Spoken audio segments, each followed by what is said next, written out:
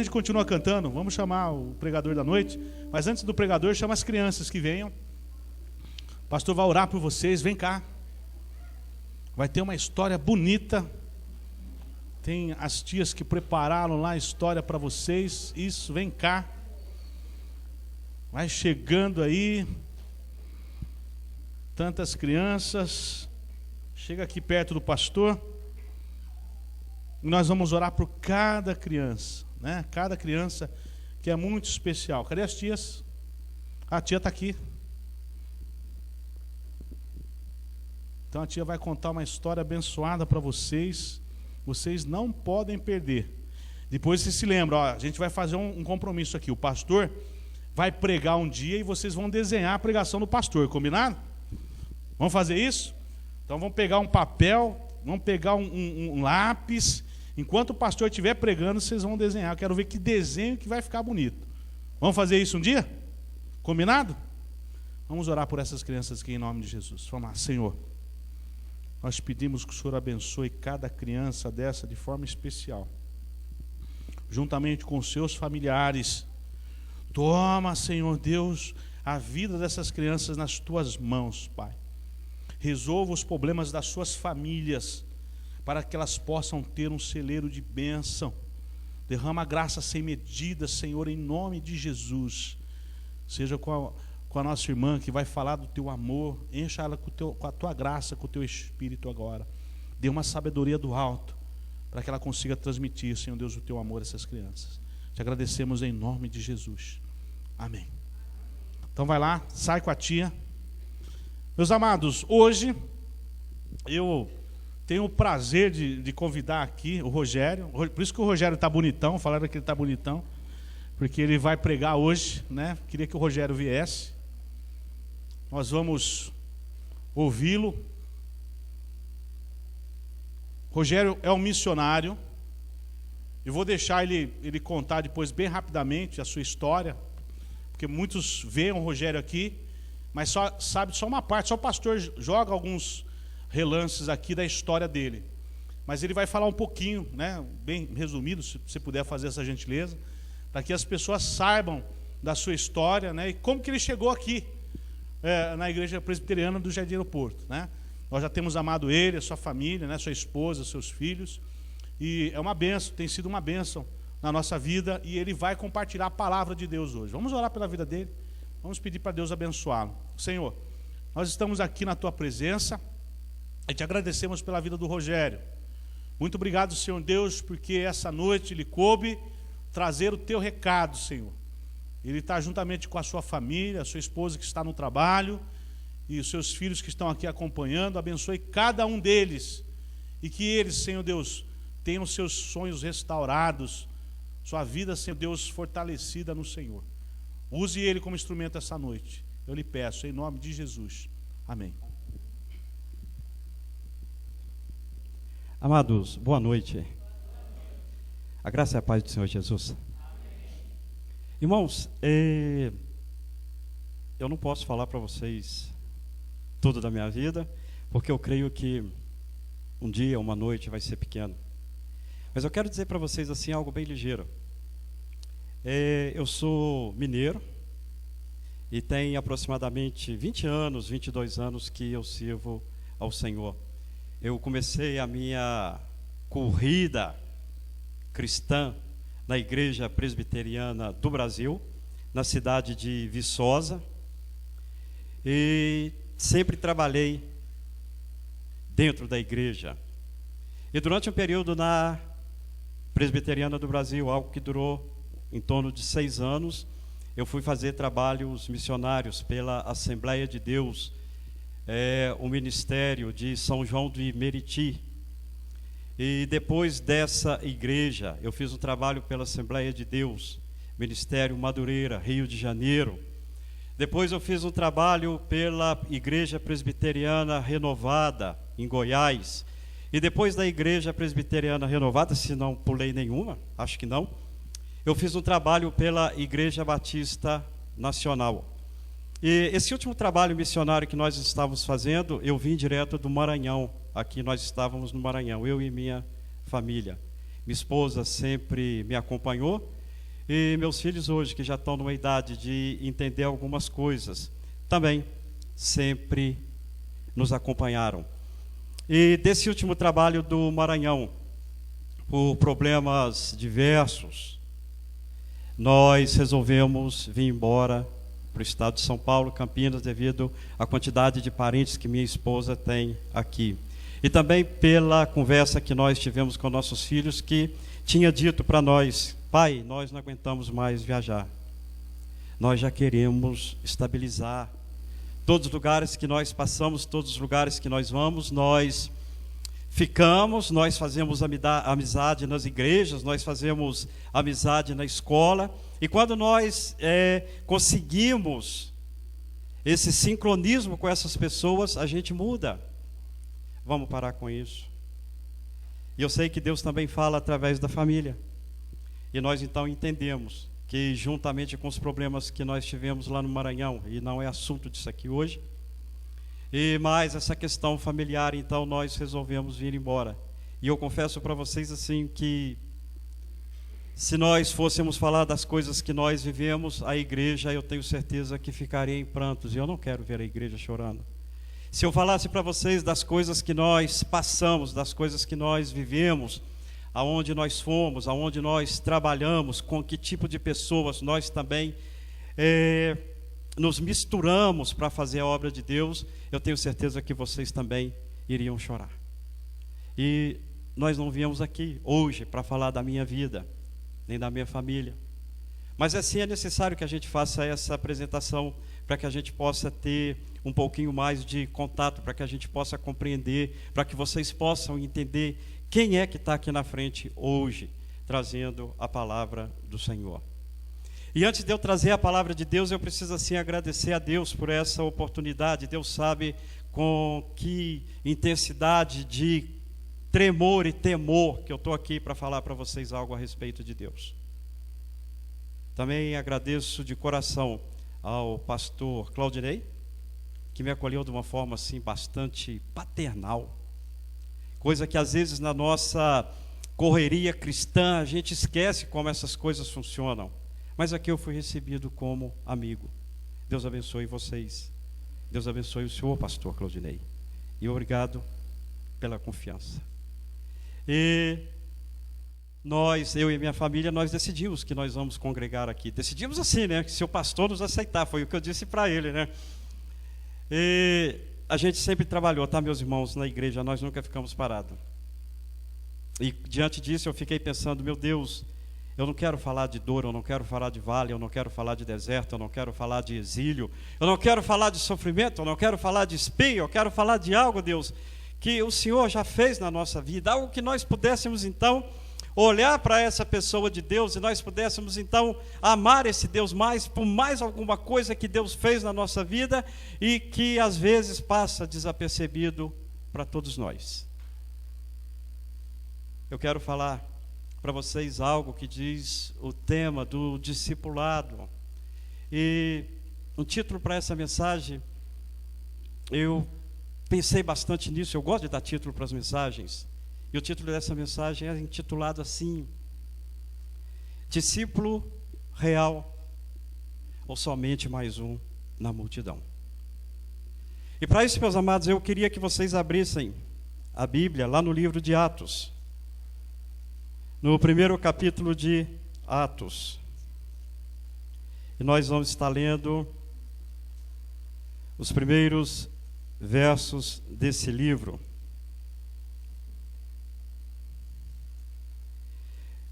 E eu sei assim que Deus é chamado na palavra dele por Emanuel, e Emanuel todos nós sabemos que quer dizer Deus conosco. Todos nós já sabemos disso.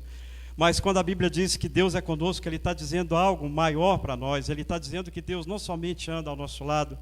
Ele não está dizendo somente que Deus fica ombro a ombro com cada um de nós. Ele está dizendo que Deus se importou com cada um de nós a tal ponto que Ele fez morada dentro de nós.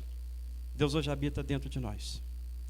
E esse é o importar de Deus. E se Deus é conosco, que Ele se importa conosco, é porque Deus também quer importar algo novo para nós. É porque Deus também Ele quer trazer para dentro de nós algo que talvez a gente não conheça, algo que talvez a gente não tenha percebido. E é para isso que serve a pregação na igreja. É para que o caminho do Senhor possa ser esclarecido. É para que as pessoas possam compreender com mais facilidade aquilo que Deus deixou para cada um de nós. Livro de Atos dos Apóstolos, no capítulo 1, o primeiro verso até o verso 8, a palavra de Deus diz assim: escrevi o primeiro livro, ó Teófilo, relatando todas as coisas que Jesus começou a fazer e ensinar, até o dia em que, depois de haver dado mandamentos por intermédio do Espírito Santo aos apóstolos que escolhera, foi elevado às alturas. A estes também, depois de ter padecido, se apresentou vivo com muitas provas incontestáveis, aparecendo-lhes durante 40 dias e falando das coisas concernentes ao reino de Deus. E, comendo com eles, determinou-lhes que não se ausentassem de Jerusalém, mas que esperassem a promessa do Pai, a qual, disse ele, de mim ouvistes. Porque João, na verdade, batizou com água, mas vós sereis batizados com o Espírito Santo não muito depois destes dias. Então os que estavam reunidos lhe perguntaram: Senhor, será este o tempo em que restaures o reino a Israel? Respondeu-lhes Jesus: não vos compete conhecer tempos ou épocas que o Pai reservou pela sua exclusiva autoridade, mas recebereis poder ao descer sobre vós o Espírito Santo, e serei minhas testemunhas, tanto em Jerusalém, como em toda a Judéia e a Samaria, e também até aos confins da terra. Amados, nós percebemos assim na palavra do Senhor, que tem assuntos que fazem parte praticamente de todas as folhas da Bíblia. E uma delas é a santidade, e uma delas é o pecado. São assuntos totalmente opostos, são assuntos totalmente contraditórios, porque se de um lado a santidade nos aproxima de Deus, o pecado nos afasta totalmente da pessoa do Senhor Deus.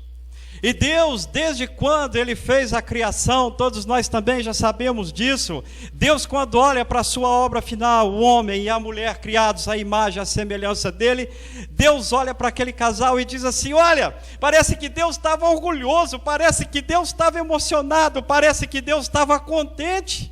E Ele diz assim: olha, isso que eu fiz agora, o homem e a mulher são coisas grandiosas. Essa obra minha é muito boa por causa do homem e por causa da mulher. E Deus também, todos nós sabemos disso, que Deus gostava na parte da tarde do dia, Deus ia para lá conversar com Adão e Eva: e aí, meus filhos, como é que foi o dia de vocês? O que vocês fizeram hoje? Como se Deus já não tivesse presenciado, como se Deus já não tivesse vendo. Mas Deus chegava e conversava com Adão e Eva, e também nós sabemos que o homem não quis andar com Deus. Nós sabemos que esse casal não quis permanecer na presença de Deus. E Deus olha para aquilo tudo, e Deus então vai trabalhando, e Deus continuou a trabalhar para que o homem pudesse conhecer, para que o homem pudesse saber que a santidade é o que aproxima o homem da pessoa de Deus. E nós conhecemos a história da Bíblia, todos nós sabemos que o homem não quis. Nós conhecemos a história da Bíblia, que Deus um dia, para mim não tem nenhuma palavra de Deus mais triste na palavra, quando Ele diz assim: gente, eu cansei, eu me arrependi de ter criado o ser humano. Aquilo que Deus tinha confessado que era tão bom, chega numa hora que Deus diz: olha, eu não aguento mais o que eu fiz, eu me arrependo de ter feito a criatura humana. Quanto mais eu quero me doar para vocês, mais vocês se afastam de mim. Quanto mais eu quero que vocês andem no meu caminho de santidade, menos vocês querem ficar. Quanto eu mais chamo vocês, como Jesus Cristo falou: olha, eu queria ser como uma galinha, para aninhar todos vocês debaixo das minhas asas. E o homem, por incrível que pareça, nunca quer andar na presença do Senhor. Nós conhecemos a história, Deus então manda o dilúvio, Deus começa tudo outra vez. Nós conhecemos a história, nós sabemos que Deus olha para uma terra onde já não se cultuava Deus. E Deus olha então para uma criança em 2166 a.C., Abrão, que nasceu lá em Ur dos Caldeus, lá em Babilônia.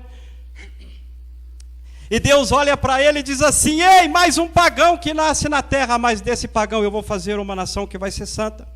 É desse pagão que vai cultuar deuses estranhos, mas um dia ele vai saber quem eu sou. É desse homem que agora nasce numa terra tão terrível, eu vou cuidar dele. E dele vai sair uma grande nação, porque eu quero fazer dessa nação um povo separado para mim. E nós sabemos que o povo de Deus, o povo de Israel, não quis andar com o Senhor. Nós sabemos que aquele povo, quanto mais Deus queria chegar perto, mais esse povo arranjava desculpas para ficar longe do Senhor. Nós sabemos que quanto mais Deus queria abraçar, menos carinho de Deus eles queriam. E nós conhecemos a história do povo de Israel. Nós conhecemos tudo isso, e a santidade nem sempre foi um forte do ser humano. E o pecado estava sempre batendo a porta do coração do homem.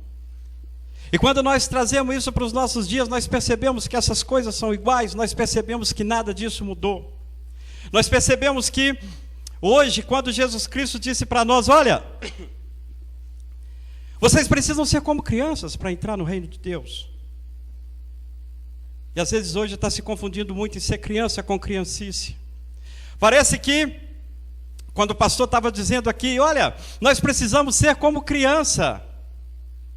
Eu estava lembrando de como as crianças agem, por exemplo, numa festa de aniversário, quando o bolo está lá, quando quase ninguém está olhando, sempre tem um para dar uma passadinha de dedo no glacê, e rapidinho para que ninguém possa enxergar. Sempre tem alguém querendo tirar uma uva passa, sempre tem alguém querendo tirar um confete daquele bolo. Isso é criancice. O que Deus está dizendo para nós não é nada disso. Deus está dizendo para nós, olha, vocês precisam ser como criança sim, para entrar no meu reino. Deus está dizendo assim para a gente, vocês precisam entender que vocês são pequenos demais e que é o Deus que cuida de vocês. Vocês precisam entender que vocês têm que ser como criança, não somente no ato de vocês dependerem de mim, mas é vocês entenderem o que eu fiz para vocês, o que eu faço para vocês e o que eu quero fazer na vida de cada um de vocês. Quando nós enxergamos essas coisas, nós percebemos hoje que a Bíblia parece que virou agora um cadinho de retalhos. Parece que virou uma grande colcha de retalhos, e os homens agora têm olhado para a Bíblia não mais como a Bíblia foi deixada. Os homens hoje têm olhado para a Bíblia, e os homens têm selecionado algumas partes da Bíblia e têm guardado essas partes da Bíblia e têm feito castelos de areia em cima de alguns versículos. Alguns olham para a Bíblia e leem lá que Deus é amor, então eles já entendem que se Deus é amor, não pode existir inferno. Alguns entendem que se Deus é aquele que está sempre solícito, sempre pronto a auxiliar. Alguns entendem que nós não vamos poder passar por nada nessa terra que venha deixar a gente de bico caído. Eu conheci muitos pastores, muitos missionários. Do Brasil eu acho que conheci de todos os estados. E conversei muito com alguns pastores africanos, ingleses, portugueses, italianos. E a gente sempre guarda alguma das histórias que essas pessoas contam para a gente. E um pastor africano me disse o seguinte, que existe uma história de uma tribo indígena, para que a gente possa ilustrar essa questão de que às vezes se olha para a Bíblia somente através de alguns versículos que nós gostamos e achamos que o resto não serve. Porque os cristãos hoje estão tendo um problema muito grande. Quando eu falo os cristãos, eu não me dirijo a nenhuma igreja. Eu falo da igreja do Senhor Jesus Cristo, a igreja invisível. Não é a igreja presbiteriana, não é batista, não é adventista, não é nada disso. E parece que os homens hoje têm prazer em pegar a Bíblia e separar aquilo que se gosta. E começam a selecionar, isso aqui é para mim, isso aqui é de Deus, isso aqui não é de Deus. Essa parte eu não gosto, então essa parte eu pulo. E esse pastor africano, ele disse para mim, olha, a Bíblia parece que está sendo vista agora de alguns ângulos, aonde nós simplesmente gostamos de ver, e nós não estamos tão interessados em ver a Bíblia como um todo. E ele contou a história que eu não esqueci, e ele disse assim, que numa dessas tribos africanas, havia 3 cegos, e o sonho deles era ver um elefante. Cego não vê, cego enxerga pelo tato. Então é nesse sentido que eles queriam ver um elefante. Ouvia-se tanto falar história de bichos, mas para eles o que era mais interessante era o elefante. E chegou então um belo dia que alguém lá, abençoado, para o carro e diz, hoje vocês cegos vão conhecer o elefante. E levaram então esses 3 cegos lá para o zoológico, e chegando lá, soltaram o cego e disseram, bom, aqueles podem olhar o elefante à vontade, porque o elefante é manso. E chegou então, o primeiro abraçou logo na pata traseira do elefante, que era manso, e diz assim: agora eu sei como é o elefante, eu conheço um elefante. O segundo vai então olhar o elefante, ele toca na barriga do elefante e diz assim: opa, eu também vi o elefante. E o terceiro vai lá na frente, pega na tromba do elefante e diz: olha, eu agora sei o que é elefante. E quando eles retornam para a tribo, e a tribo pergunta: e aí, vocês conseguiram enxergar o elefante? Conseguimos enxergar o elefante, sim. E o primeiro diz: ele é forte como um tronco de carvalho, e por mais que nós façamos força, nós não conseguimos tirar ele do lugar. O segundo diz o seguinte: opa, peraí, você está me enganando. Eu estive lá, eu vi como o elefante é como um grande balão. E o terceiro diz: olha, vocês não viram o elefante, levaram vocês para o bicho errado. O elefante, ele é simplesmente o que se parece com uma imensa mangueira de jardim. Irmão, às vezes nós também olhamos para a palavra de Deus assim, dividimos as coisas e queremos enxergar somente aquilo que nós gostamos.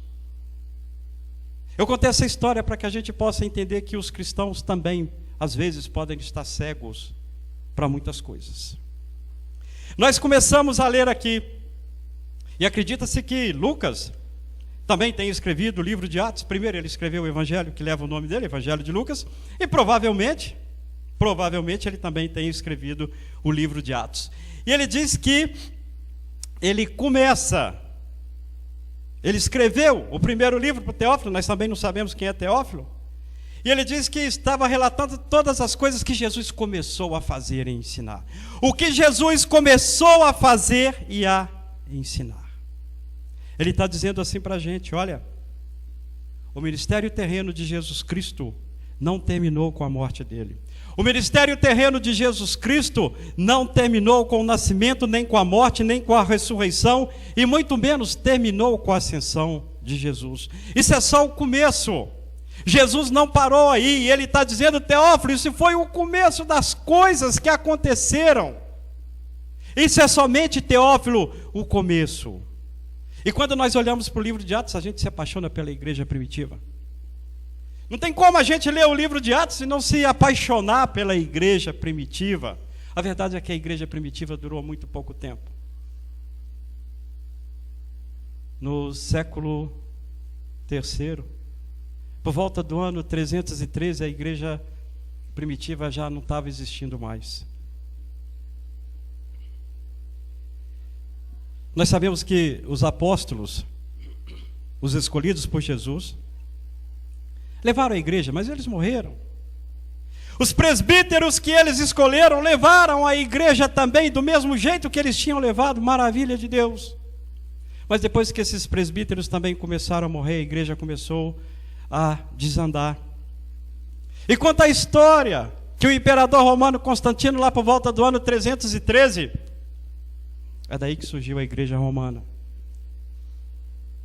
Ele estava em uma das suas batalhas e ele disse assim: olha, a história diz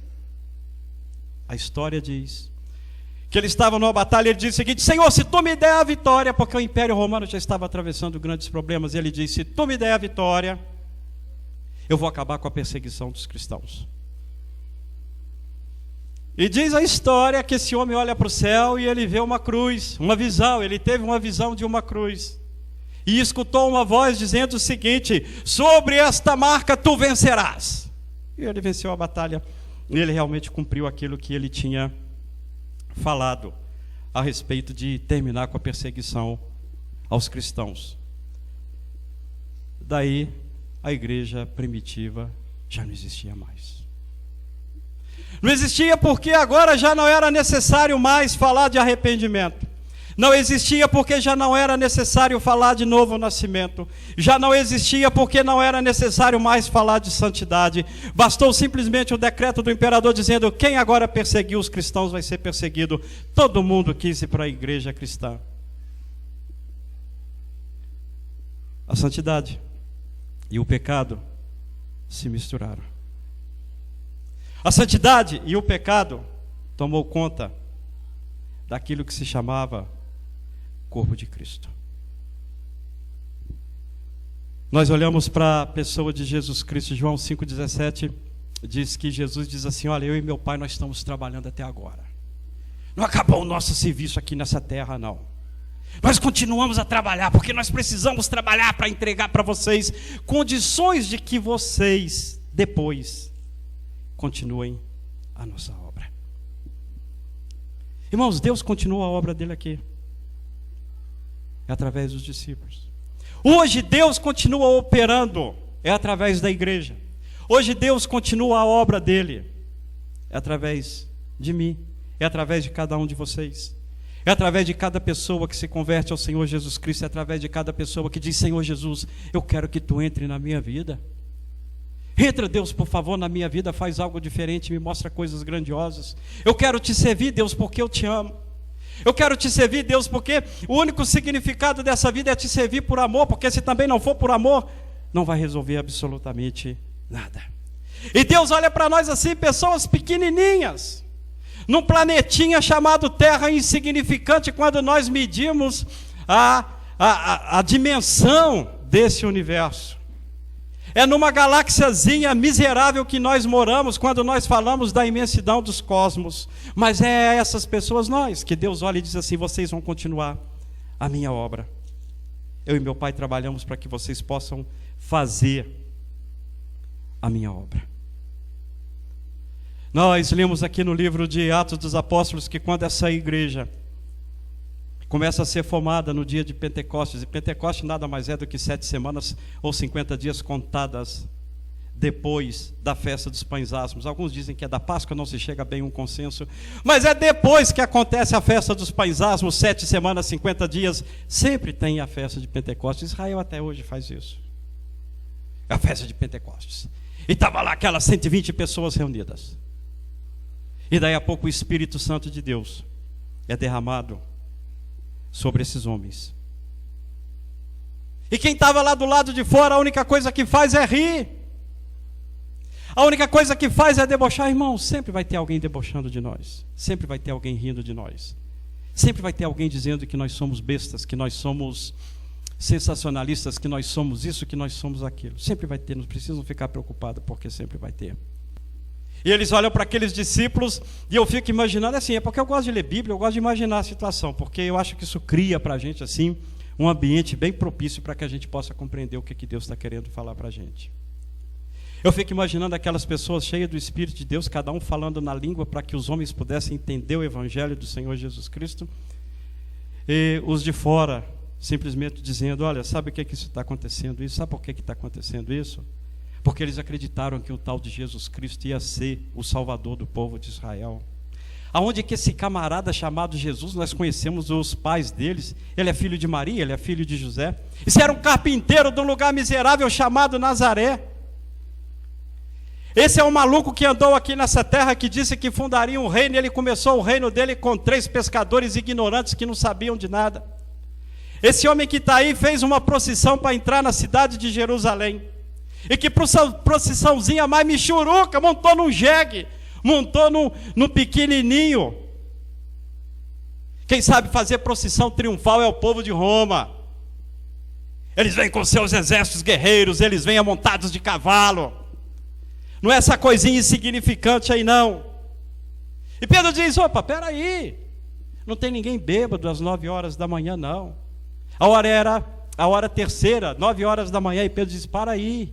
Esses homens estão cheios do Espírito de Deus, nós estamos cheios do Espírito Santo de Deus. É por isso que nós estamos falando algo para que todo mundo possa entender. E vale a pena aqui a gente olhar para a palavra do Senhor e perceber que lá na Torre de Babel aconteceu o contrário do que aconteceu aqui em Atos. Lá Deus resolve dar uma linguagem diferente para as pessoas, para que eles pudessem se dispersar. Aqui é o contrário, Deus deu línguas diferentes, mas para que os homens pudessem se tornar um. Mão de Deus trabalhando dentro do coração do ser humano, e às vezes o homem não entende, às vezes o homem não percebe, às vezes o homem não quer saber dessas coisas. Eu fico olhando para a igreja primitiva, e eu creio assim que nós estamos vivendo na mesma dispensação da igreja primitiva até hoje. Para mim, dia de Pentecoste aos olhos do Senhor foi anteontem. Foi anteontem, nós não estamos nem no meio da semana ainda não. O dia de Pentecostes foi anteontem. O que Pedro fala? Segundo Pedro 3,8, ele vai dizer o seguinte: irmãos, vocês precisam guardar uma coisa no coração de vocês. 1000 anos para o Senhor é como um dia, e um dia então pode ser como 1000 anos aos olhos de Deus. Se 1000 anos são aos olhos de Deus como um dia, nós passamos 2000 anos de Pentecostes, então nós estamos ainda nem no meio da semana. Foi anteontem, aos olhos do Senhor. Isso tudo para nós entendermos algo que nós vivemos na mesma dispensação da igreja primitiva. Isso é para nós entendermos o seguinte, que esses 2000 anos se passaram e a obra de Deus continua do mesmo jeito. E Deus conta com cada um de nós aqui para que a gente possa ser instrumento na mão dele para que a obra de Deus venha se realizar. Eu fico vendo quando a Bíblia diz que como línguas de fogo repousou na cabeça de cada uma, provavelmente 120 pessoas. Nós não sabemos onde eles estavam. Talvez no templo, nós não sabemos. E eu fico pensando o seguinte: Senhor, mas para que o Senhor mandou isso como língua de fogo? Não podia ser diferente? Não, foi como língua de fogo. Irmão, quando nós conseguimos assim fazer algumas analogias com essas questões, nós vamos perceber coisas grandiosas da palavra do Senhor. Quando nós colocamos um pedaço de metal ou um pedaço de madeira no fogo, e nós vamos deixando ele lá no fogo, a primeira coisa que acontece é que ele fica vermelho, ele vai ficando vermelho. Mas se você deixa ele lá no fogo, ele fica branco. E a Bíblia diz que foi como línguas de fogo, meus irmãos. E eu vejo assim, algo grandioso nisso. Deus está mostrando o Espírito. Ele tem essa capacidade de limpar o coração do homem e transformar o homem. O Espírito Santo de Deus tem condições de deixar o coração de cada homem o mais branco possível. Alvo mais que a neve, é o que nós cantamos. E é por causa dessas coisas. Quando nós lemos no verso 4 e no verso 5, Jesus parece dar uma ordem meio estranha. Pô, mas vocês vão ficar em Jerusalém. João batizou com vocês com água, mas vocês vão ser batizados com o Espírito de Deus. Jesus, mas Jerusalém, por quê, Jesus? Nós não queremos ficar em Jerusalém, aqui nós estamos com medo. Nós temos medo de Jerusalém, Senhor. Aqui te crucificaram, aqui nós somos perseguidos, nós estamos com medo de ficar em Jerusalém. Jesus diz: não, vocês vão ficar em Jerusalém. Eu vejo assim, irmãos, que às vezes nós temos a tendência de fugir, principalmente das coisas de Deus, quando as situações não vão bem para cada um de nós. Nós temos a tendência de querer se afastar. Opa, Jerusalém não presta, nós queremos ir embora. Jerusalém não serve, aqui está complicado de ficar aqui. Às vezes acontece isso com cada um de nós também. Às vezes nós queremos fugir, é preciso uma ordem de Jesus para que a gente permaneça aonde a gente esteja, para que a gente aprenda uma coisa: nós somos bênção aonde nós estamos, e nós temos que aprender a ser bênção aonde nós estamos. E às vezes nós não gostamos, nós queremos ser bênção em outro lugar, mas não é assim. Deus diz: olha, vocês precisam ser bênção onde vocês estão. Vocês precisam aprender a ser abençoadores de vidas aonde vocês estão. Mas a gente não queria ficar em Jerusalém, mas Deus diz assim: é aqui que vocês vão ficar, para que vocês possam ser batizados com o Espírito Santo de Deus. E Deus diz assim: vocês vão receber poder para testemunhar. Se nós estamos na mesma dispensação, irmãos, a obra de Deus não parou. Nós também recebemos esse Espírito Santo do Senhor no dia que nós dizemos: Jesus, eu sou seu. Jesus, agora por amor, eu quero andar nos teus caminhos. E a gente vai ver no verso 6 e no verso 7 algo estranho. De repente, esses homens dizem assim: olha, Senhor, nós estamos aqui reunidos porque o Senhor voltou agora, o Senhor agora vai fazer aquele papel que nós esperávamos de um grande general. O Senhor agora, como Messias, vai restaurar a identidade de Israel. Agora nós vamos pegar em armas, nós vamos tirar esse povo romano aqui dos nossos domínios. E Jesus dá uma repreensão para eles, dizendo: oi, se preocupa com isso não, essas coisas pertencem a mim, não é dado para vocês não. Isso tudo, irmão, nós aprendemos uma coisa, que às vezes nós podemos estar aos pés de Jesus Cristo, mas estar com a visão meio embaçada. Às vezes nós podemos estar sentados ao pé de Jesus Cristo, mas talvez a gente ande com a vista meio que cheio de miopia. Às vezes nós não nos concentramos nas coisas que nós deveríamos concentrar. E Jesus diz: olha, mas vocês vão ficar para que vocês possam então receber poder para testemunhar. Irmãos, o que é testemunhar? O que é testemunhar? A Bíblia está dizendo que nós temos poder para testemunhar. Nós vamos testemunhar o quê? E quando nós vamos entender o significado da palavra testemunhar, nós vamos entender que só pode testificar de alguma coisa se nós tivermos visto ou se nós tivermos ouvido falar. Do contrário, nós não podemos testemunhar, porque se nós testemunhamos de algo que nós não vimos, muito menos ouvido, nós estaremos testemunhando então mentira. E a coisa começa a ficar boa, porque quando nós vamos entender o significado dessa palavra testemunhar, lá no grego ela é traduzida por martos, é daí que vem o pano de fundo para a palavra Marte. E Marte nós sabemos que é aquele que vai até as últimas consequências, mas ele não arreda o pé, e se for preciso morrer, ele morre. Ele morre por uma ideia, ele morre por um trabalho, ele é Marte porque ele não arredou o pé. Esse é o significado da palavra testemunho. Isso vem lá do grego. É Marte. E nós ficamos às vezes pensando o seguinte: mas será que não tem algo de errado nessa situação, não? Será que o que Jesus prometeu para nós é que quando o Espírito Santo viesse sobre nós, nós receberíamos poder para viver? Não, não é para viver, é para morrer. Eu achei que eu recebi o Espírito Santo de Deus agora para viver. Não, meu irmão, você recebeu o Espírito Santo de Deus agora é para você aprender a morrer. Como é que pode ser isso? Hebreus 12:4 traz um pouquinho de luz para a gente isso. O autor de Hebreus, ele vai dizer o seguinte: olha, vocês ainda não chegaram a resistir ao pecado até a morte. Nós vamos entender isso aqui, para que a gente possa entender se nós somos testemunhas de Jesus Cristo ou se nós somos somente mais um na multidão. Se tem um camarada que recebeu poder para morrer fisicamente, foi Pedro. Todo mundo sabe da história de Pedro. Provavelmente morreu de cabeça para baixo.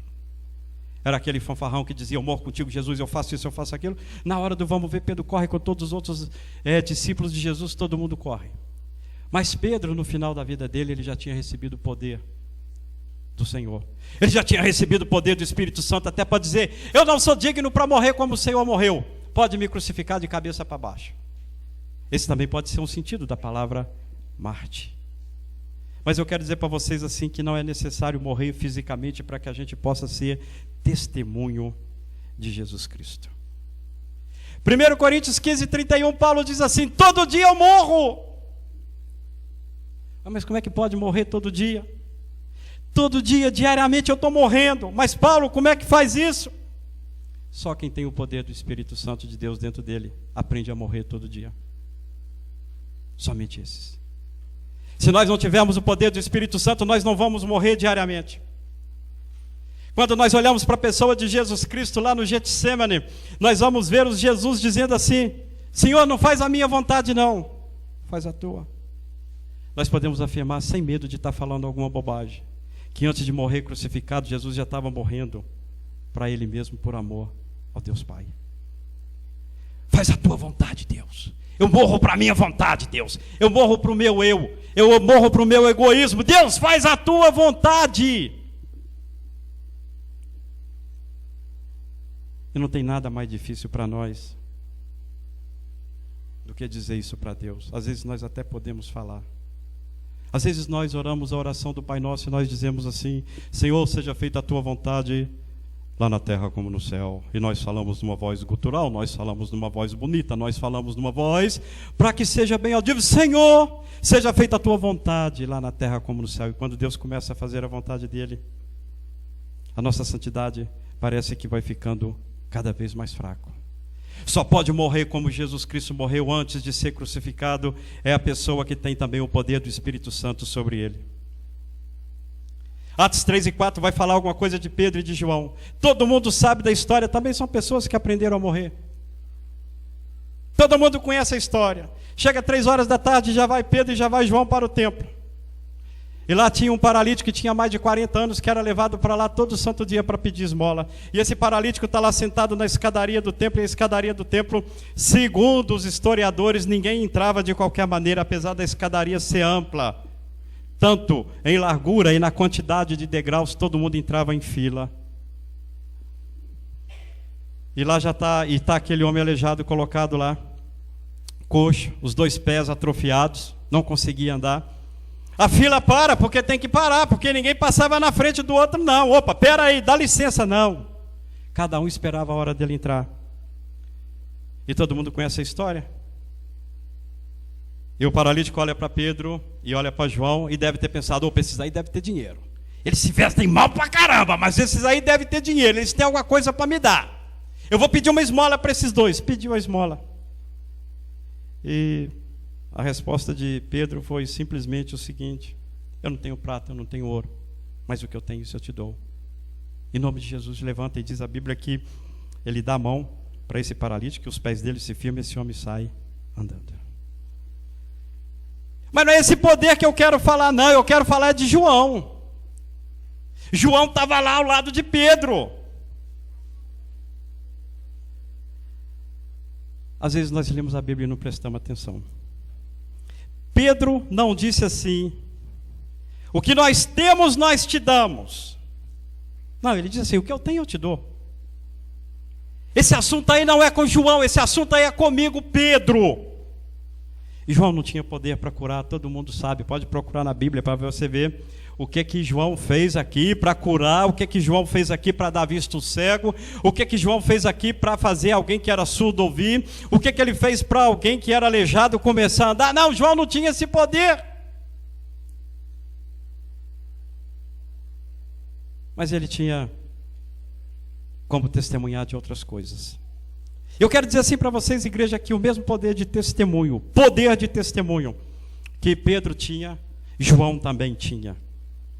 Porque o mesmo Espírito Santo que estava com Pedro é o mesmo Espírito Santo que estava com João, é o mesmo Espírito Santo que estava na pessoa de Jesus Cristo, é o mesmo Espírito Santo que repousa sobre cada um de nós. Igualzinho. Não tem diferença nenhuma, o Espírito Santo era o mesmo. Mas João não tinha poder de curar. Quem tinha poder de curar era Pedro. Eu já estou terminando. Missionário fala muito, pastor. É um problema. Mas eu estou terminando. Prometo para vocês. Eu estou de olho no relógio ali. Eu estou terminando. A verdade é que os ministérios e os dons desses 2 homens eram diferentes. Qual o poder então que João tinha? João tinha um poder muito grande. Ele andava para as igrejas e escreveu nas cartas dele chamando as pessoas de filhinhos. Irmão, que poder é esse, irmão? Eu queria ter esse poder. Ele tinha o poder de andar pelas igrejas chamando os crentes para amarem um ao outro, como era lá na igreja primitiva. Ele tinha poder para chamar esses homens e essas mulheres para serem um com Jesus Cristo, para serem santos, segundo aquilo que Deus sempre pediu para cada um de nós. É poder do Espírito, irmãos. Mas não é só isso. Nas cartas dele, ele diz assim, 1 João 3, 6, 8, 9, ele diz, opa, quem vive pecando não viu, nem conhece a Deus. Irmão, é só quem tem o poder do Espírito pode falar uma coisa dessa. Ele diz mais, aquele que pratica o pecado, ele é do diabo. Ele diz mais, quem é de Deus não vive pecando. Irmãos, eu fico pensando se hoje nós escutássemos pregações desse jeito. Sabe, pastor, eu acho que as igrejas ficariam totalmente vazias. Mas esse homem era cheio do poder do Espírito Santo de Deus e ele tinha autoridade para falar exatamente desse jeito. Ele dizia, 1 João 2,15, opa, quem é de Deus não ama o mundo. E a gente vê tanto falar em mundo, que mundo é esse? Irmãos, quando a Bíblia está falando em mundo, uma maneira bem prática, fácil da gente guardar o que é mundo. Mundo é o somatório de todas as forças que tendem a nos tirar da presença de Deus. Isso é o mundo. Mundo é a somatória de todas as forças que tendem a tirar a gente da presença de Deus. Isso é o mundo. Então você pode ter um amigo que é do mundo, porque ele tenta te tirar da presença de Deus. Se você usa a internet para coisas que não prestam, então essa porcaria é do mundo. Se você vive no seu telefone e essas coisas te roubam o tempo que você deveria passar com Deus, então isso é do mundo. Acabou, isso é do mundo. Não tem como a gente fugir. Não adianta nós querermos ser pessoas cheias de criancice. Não, meus irmãos, o evangelho é coisa muito séria. Alguém disse hoje aqui na escola dominical que é assim que nós vamos entrar no reino de Deus. É assim que nós vamos entrar no reino de Deus mesmo. Eu fico pensando naquele grande dia quando nós somos julgados, não para receber condenação, mas para que a gente possa receber o nosso galardão. E se porventura Deus perguntar o que você fez com a sua vida, e se eu não tiver nada para dizer para o Senhor, que decepção, meus irmãos. Essa vai ser a maior decepção que alguém pode sofrer. Não nessa terra, mas quando Jesus Cristo vier para julgar, para buscar a igreja dele. E Pedro então, e João diz assim, Pedro como sempre diz, olha para nós. Será que não está errado esse negócio na Bíblia, não? Será que Pedro não deveria ter dito, opa, olha para Jesus, olha para Deus? Eu andei por muitas igrejas, andei por muitos estados do Brasil. E eu sempre percebi as pessoas falando assim que não se preocupa não. Lá na igreja tem grande homem. Então é assim, você tem que, olha para ele não olha não, você tem que olhar para Deus. Meus irmãos, mas que coisa será essa? Ou será que nós ainda não podemos dizer, olha para mim? Ou será que nós ainda não podemos dizer para as pessoas que estão buscando esse conforto, esse consolo na pessoa de Deus? E será que nós ainda não podemos dizer, opa, olha para mim? E aí nós vamos às vezes julgando a culpa no irmão, na irmã, no pastor, no diácono, no presbítero, na Dilma. Não importa, o negócio é arranjar desculpa. Eu sei assim, irmãos, que sempre na igreja vai estar cheio de Ananias e Safiras. Jesus Cristo mesmo disse, olha, é necessário que o joio cresça junto com o trigo. Não tem como fazer isso. Mas quando nós olhamos para essa história de Ananias e Safira, eu entendo o seguinte, que a igreja do Senhor Jesus Cristo, o Espírito Santo está testificando algo grandioso para nós. Eu creio que a igreja e o Espírito testifica para a gente algo que é da maior importância, que é melhor nós estarmos na sepultura como Ananias e Safira, do que sermos pessoas de dupla face. É melhor nós estarmos na sepultura, do que nós ficarmos fazendo de conta que nós amamos e servimos ao Senhor. Pedro e João podiam dizer sim, os dois podiam, olha para nós. E por onde eu passo eu tenho observado que nem todo mundo quer dizer olha para nós. Sabe por quê, irmão? Porque quando nós paramos para pensar nisso, será que eu posso dizer olha para mim? Isso é muito pessoal. Será que o marido pode dizer para a esposa, olha para mim, veja como eu ajo? A esposa dizer para o marido, alto lá, marido, olha para mim. O filho dizer para o pai, peraí, olha para mim, olha como eu sou. O namorado dizer para a namorada, minha amada, olha como eu sou. Ou ela dizer para ele, meu amado, olha como eu sou. É muito pessoal essas coisas. E só pode dizer, olha para mim, quem está cheio do Espírito Santo de Deus. Uma coisa que a igreja precisa entender é que o Espírito Santo que estava na pessoa de Jesus Cristo, irmão, é o mesmo Espírito que está na nossa vida. Não tem Espírito Santo maior, não tem Espírito Santo menor, não tem Espírito Santo aleijado, não tem Espírito Santo saudável, não tem Espírito Santo bonito, não tem Espírito Santo feio, mas o Espírito Santo é Deus. É igualzinho. Deus não deu para ninguém maior quantidade de Espírito Santo. Todo mundo tem o mesmo Espírito Santo do Senhor. É por isso que a gente precisa aprender a dizer, oi, olha para mim. olha como eu faço, olha como eu falo, olha como eu ajo. Tudo isso para que o nome de Deus possa ser glorificado. Tão somente para que o nome de Deus possa ser glorificado.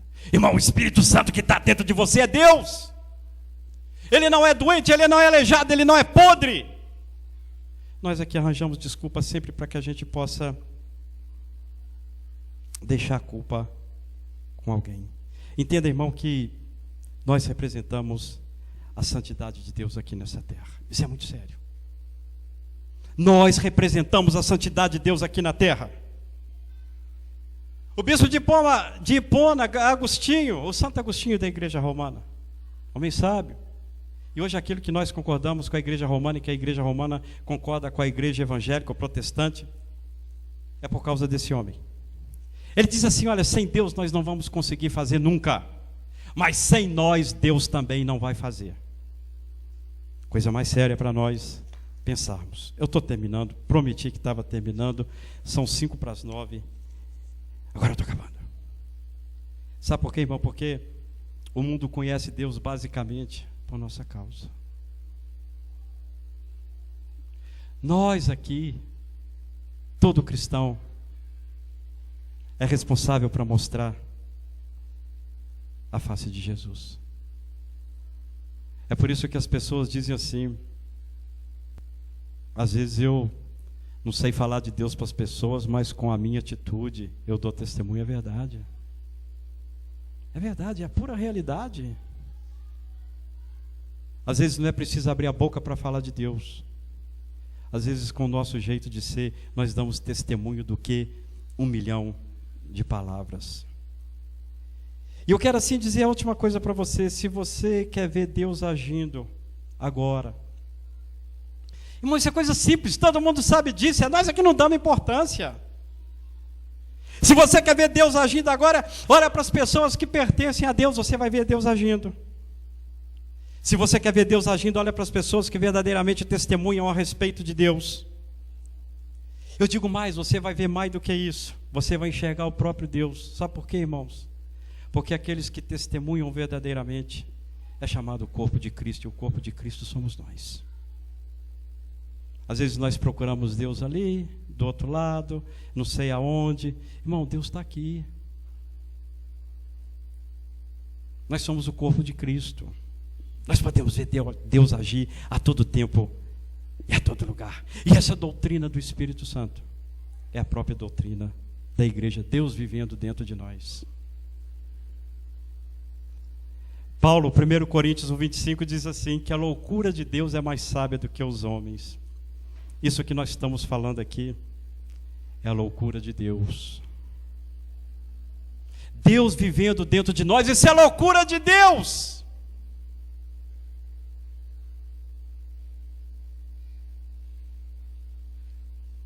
Nós somos chamados a testemunhar, e tal poder já foi dado para cada um de nós. Esse poder já está em nós. Cabe agora a nós respondermos para cada um de nós mesmos, se nós somos testemunhas reais de Jesus Cristo, ou se nós somos apenas mais um na multidão. Se nós porventura acharmos que nós somos só mais um na multidão, nós devemos fazer como Pedro. Traí Jesus, xinguei Jesus, blasfemei contra Deus. Mas Deus me resgatou. É o que o livro de Miqueias fala, 7:17. Deus lançou as nossas iniquidades, os nossos pecados no mar do esquecimento. E se Deus esquecer, nós também devemos esquecer. Isso também é loucura de Deus.